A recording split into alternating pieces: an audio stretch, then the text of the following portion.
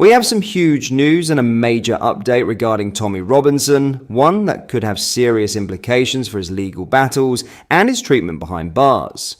For months now, Tommy has been subjected to harsh and unjust conditions inside HMP Wood Hill. Despite his offense not warranting high security measures, he has been locked away in isolation in a Category B prison, when by all rights he should be in a lower security open prison. This isn't about justice, it's about targeting Tommy for who he is. But now, a significant development has emerged that could change everything. Before we get into all the details, make sure you hit the like button, subscribe to the channel, and turn on notifications so you don't miss any updates. We are building a fast-growing community dedicated to getting the truth out there, and we need your support to keep this information flowing.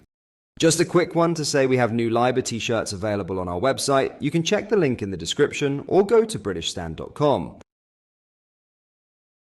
We have an important update regarding Tommy Robinson's terrorism trial, which was originally set to take place on the 20th and 21st of March. That trial has now been adjourned, and we will update you as soon as a new date is confirmed. Tommy has made it clear when that trial does go ahead, he wants to see as many of you there as possible. Your support is crucial, and when the time comes, he will need you to stand with him. But for now, the trial has been pushed back because of another critical legal case that takes priority. What's happening instead? On March 20th, Tommy will have a judicial review hearing at the High Court, focusing on his current treatment in the prison system at HMP Wood Hill. Because of the urgency of this matter, the terrorism trial has been postponed to allow this legal challenge to go forward first. This High Court hearing is a preliminary session and is expected to begin at 10:30 a.m. It won't be a long or drawn-out hearing, and Tommy is not expected to be there in person. Instead, the judge will be reviewing the case to determine how urgently it needs to be expedited. Why is this judicial review so important? The hearing will focus on the shocking treatment Tommy is facing in prison. Under normal circumstances, given the nature of his conviction, Tommy should be classified as a Category D prisoner, meaning he would be serving his sentence in an open prison with fewer restrictions. Instead, he is being held in a high-security Category B prison, in isolation, despite not being a security risk. Why? Not because of any violent crime, not because of any escape risk, but because of his high-profile status and political ideology. This is a clear-cut case of political persecution. The system is punishing Tommy unfairly and refusing to follow the standard procedures that apply to every other prisoner. This judicial review will challenge the government and prison authorities on this disgraceful decision. And if successful, it could force changes to how he is treated. What does this mean for supporters? We know that many of you had already made travel plans to be there for the terrorism trial.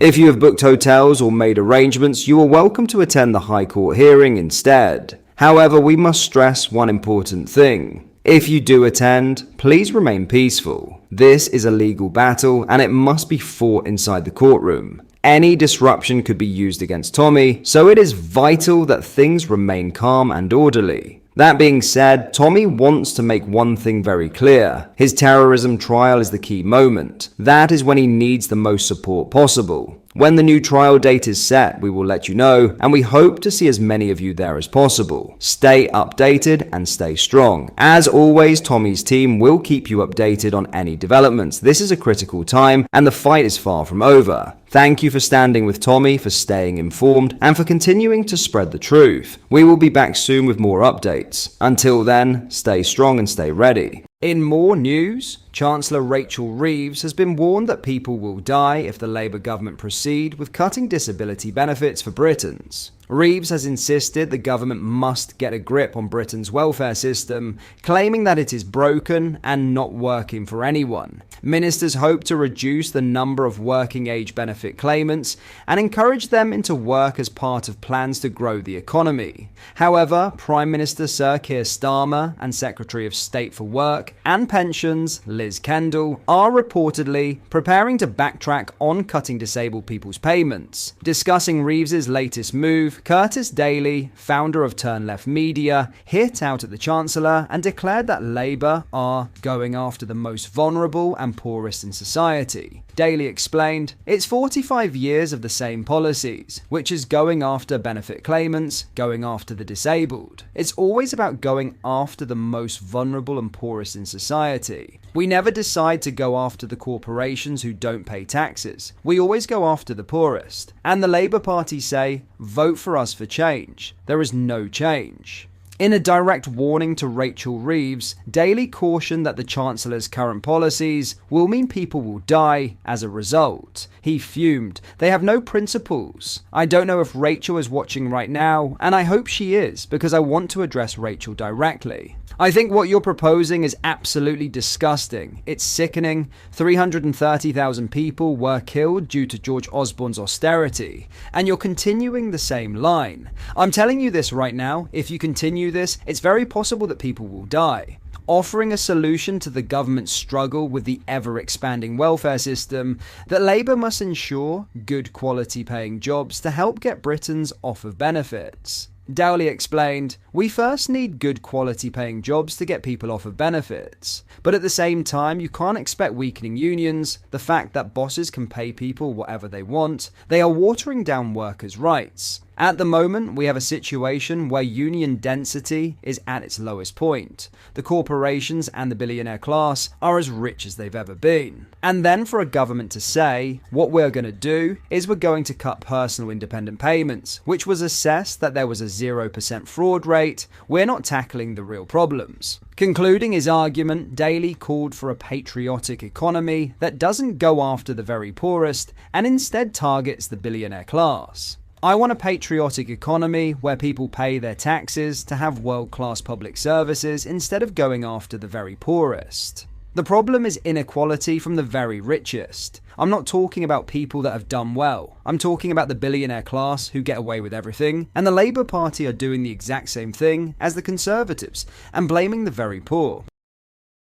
The Prime Minister is expected to face a rebellion from his own cabinet as the Labour left lament his Trumpian plans to shrink the state. Deputy Prime Minister Angela Rayner and Energy Secretary Ed Miliband are expected to lead the charge against Sir Keir Starmer's larger plan to make spending cuts of up to £6 billion from welfare, it has been reported. The Labour leader has been informed of the possibility that Miliband would walk if Rachel Reeves took aim at the Energy Secretary's extensive budget for his Quango GB Energy. Other ministers have backed Miliband's potential resignation as he was associated with failure and plays badly in the Red Wall seats. Nevertheless, it has been reported that Miliband has managed to keep his budget intact as a result of concerns that his resignation might damage the government's image. He is not the only leading cabinet figure to reveal his distaste for government cuts, as a number of other ministers have come out against Starmer's plans. Rayner and the former party leader joined forces with Justice Secretary Shabana Mahmood and House of Commons leader Lucy Powell, as they collectively railed against planned spending cuts of up to 11% across environment, local government and justice.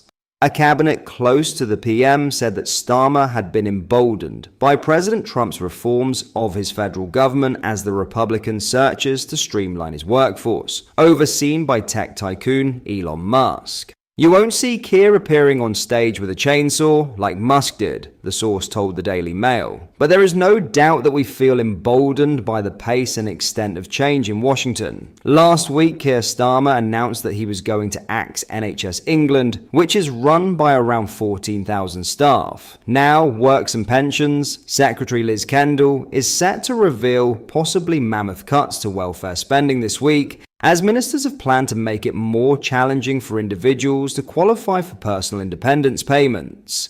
The plans have followed data that shows that the cost has doubled over the course of 5 years. Mother of the House Diane Abbott criticised Starmer after she and other MPs were denied the opportunity to hold the PM accountable during an event last week, as they were told the meeting was full. She said, "Keen on dissent in other countries, not so much here." She added that it would be good if frontbenchers resigned over potential plans to freeze disability payments and said, if anyone in Labour came into politics to cut welfare, they joined the wrong party.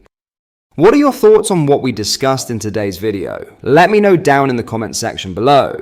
If you've not yet already, make sure you do drop a like on this video and subscribe to the channel for more British content. Thank you, take care, goodbye.